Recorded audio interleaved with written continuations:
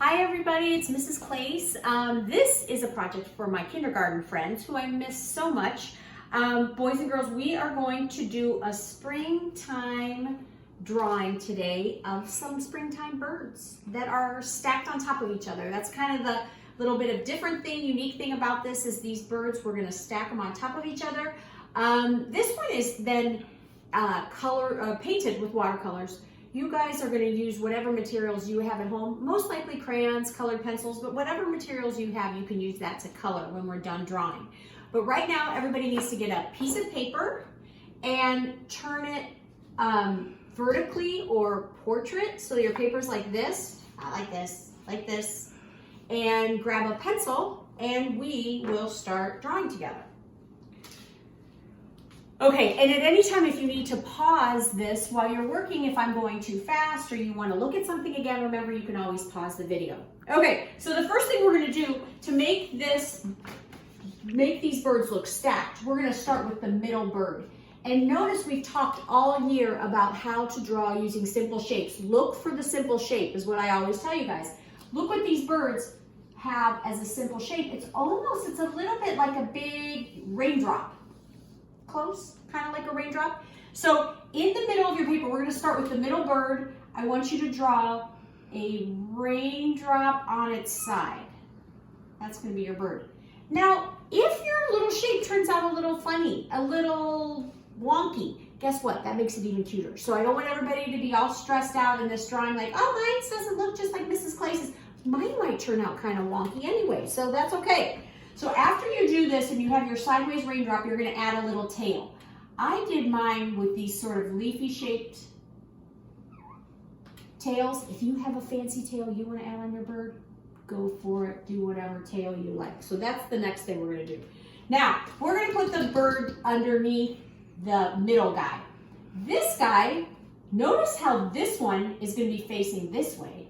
So we're going to make this bird face the opposite way. When I've done this project before, sometimes kids end up with birds facing in different ways than what I give directions for. That's okay too. But let's give it a try. Let's see if we can make this guy's head. So we're going to make the raindrop go the opposite direction. So now my raindrop is going to go up, around, and like that. So that the tail is going to be on the other end of this bird. So I'm going to give this guy his little tail.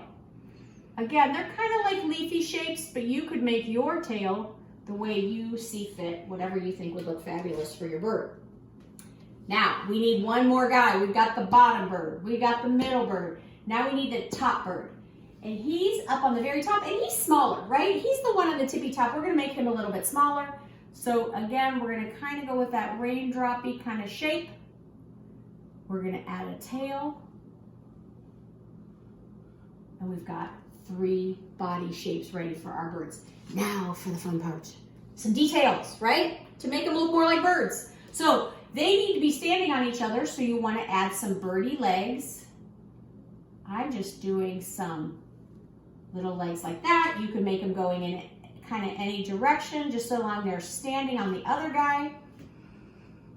For my bottom legs, I'm just going to bring them down part way and stop because I know I'm going to need to add some ground here in a minute, but I just added some legs. Now I'm going to add beaks. Okay, so the basic shape for that, triangle, classic, triangle, beak, beak, beak. Oh, that was easy. Now they look so much more like birds already. How about if we give them all eyes? We would only see one eye really on these birds because we're looking at them from the side. So we would see one eye. I'm going to give them like a little half circle shape in there. So look, I've got 3 eyes on my birds because see, I'm from the side. Just like since I'm from the side, I'm going to give them 1 wing because I'd only see 1 wing. That was my wing. You like my wing? Okay, so 1 wing shape. You could make your wings any shape you want. Could you do a wing like that? Well, sure you could. Why not? I'm going to make all different shapes. Some of them are circles, some of them are teardrops, some of them are half a circle. So now my guys, they look pretty good. They look awesome. Now I need some ground because they're floating in midair. So I'm going to go like this. I'm going to give them a little grass. Look at this guy. He's got some grass. I can do some bumpy grass. You can do whatever kind of grass you want. but I gave him a little grass along the bottom. Okay, looking good. Now, if you have space, one of the things I added to this picture were these flowers on the side.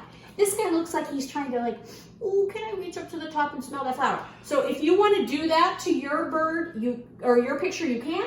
If you made your birds really big and there's not room, oh well. If you want to put one other little detail in there, you can fit what you have room for. So for this guy, I make a very tall flower. For this feller, I'm making a flower that's kind of bent over, looks kind of like a gumdrop. And then I gave it some petals, and I don't have a ton of room, so these petals are going to be going off my page a little bit, but that's okay. We still get the idea. Then I'm going to have a stem that comes down into the grass. Now I'm giving my stem two sides. Why am I doing that? You're doing that so you can color it, right guys? We have to, if I just make it a stick, there's nothing to color. So I gave my stem two sides, and I'm putting a few leaves on it. So you get the idea. You can do that on both sides. You know, my paper, I feel like it's getting kind of crowded. So I don't know if I want to add, if I add another flower, I'm going to make it a little lower, and I'm going to make it go right about here. So again, I'm going to do the old gumdrop flower.